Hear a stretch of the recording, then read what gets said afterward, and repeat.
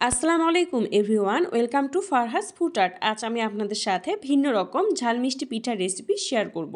তৈরি করা অনেক সহজ আর বাসায় থাকা অল্প কিছু উপকরণ দিয়ে সহজে তৈরি করা যায়। তাহলে চলুন দেখে নেওয়া যাক। চুলার জাল একদম কম করে দিয়ে প্যানে দিয়ে দিচ্ছি হাফ কাপের মতো মুগ ডাল। এখন 5 থেকে 6 মিনিটের মতো ভেজে নিতে হবে। মুগ ডাল থেকে যখন গন্ধ আসবে বা ভালো করে ভাজা হয়ে যাবে, দিয়ে দিচ্ছি পরিমাণ মতো পানি। আর ভাজার সময় কিন্তু পুড়ে ফেলা যাবে না। আবারও প্যানে দিয়ে দিচ্ছি 1 কাপ নারকেল কোরানো, 1/4 কাপের মতো খেজুরের গুড়, 1 চা চামচের মতো ঘি দিয়ে ভালো করে মিশিয়ে নিয়ে পুরটা তৈরি করে নিয়েছি। ঘিটা কিন্তু অপশনাল, না দিলেও চলবে। সুন্দর একটা গন্ধের জন্য এখানে আমি ঘিটা ব্যবহার করেছি। আর এখানে কিন্তু ছোট একটা এলাচও দিতে পারেন আপনাদের ইচ্ছা অনুযায়ী, বা না দিলেও চলবে। মুগ ডালটা যে ভেজে পানি দিয়ে ভিজে রেখেছিলাম সেটা ভালো করে ধুয়ে নিয়েছি। এখন একটা প্রেসার কুকারে ঢেলে দিচ্ছি আর দিয়ে দিচ্ছি সামান্য পরিমাণে পানি। পানির পরিমাণটা কিন্তু এখানে বেশি দেওয়া যাবে না। তারপর সেদ্ধ করে নিতে হবে। সেদ্ধ করে নেওয়ার পরে ঠিক এইরকম হবে, তাই পানির পরিমাণটা একটু কম করে দিবেন। আর যদি বেশি করে পানি দেন, আমরা যেভাবে ডাল রান্না করি কিন্তু ওইরকম হয়ে যাবে। এখন প্যানে আমি সেদ্ধ ডালটা দিয়ে দিচ্ছি।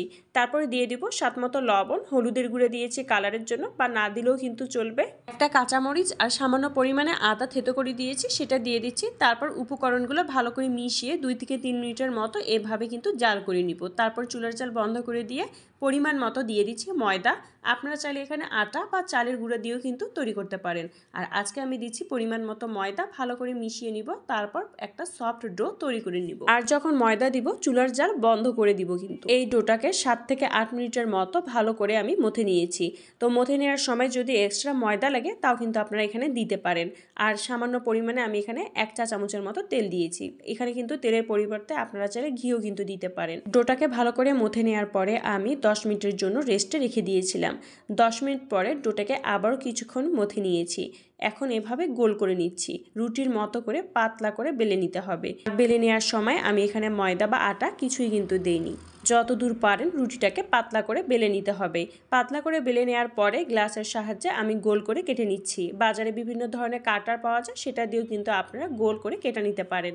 কেটে নেওয়ার পরে 8 থেকে 9টার মতো এইরকম গোল হয়েছে। এখন তার মধ্যে থেকে একটা এরকম লেচি আমি রুটির মতো করে কিন্তু বেলে নিব, তাই সামান্য পরিমাণে ময়দা ছিটিয়ে দিচ্ছি।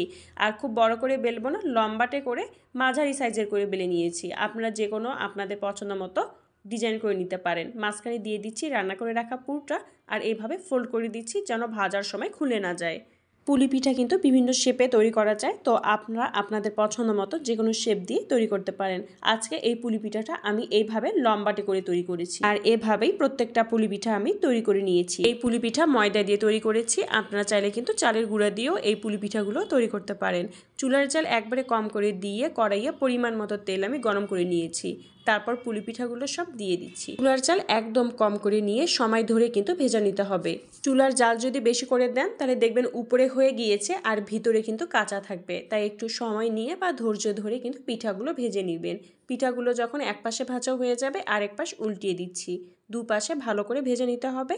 বাদামি কালার হয়ে আসলে চুলার জাল বন্ধ করে দিয়ে ছাঁকনির মধ্যে তুলে নামিয়ে নিচ্ছি, তাহলে এক্সট্রা তেলটা কিন্তু ঝরে যাবে।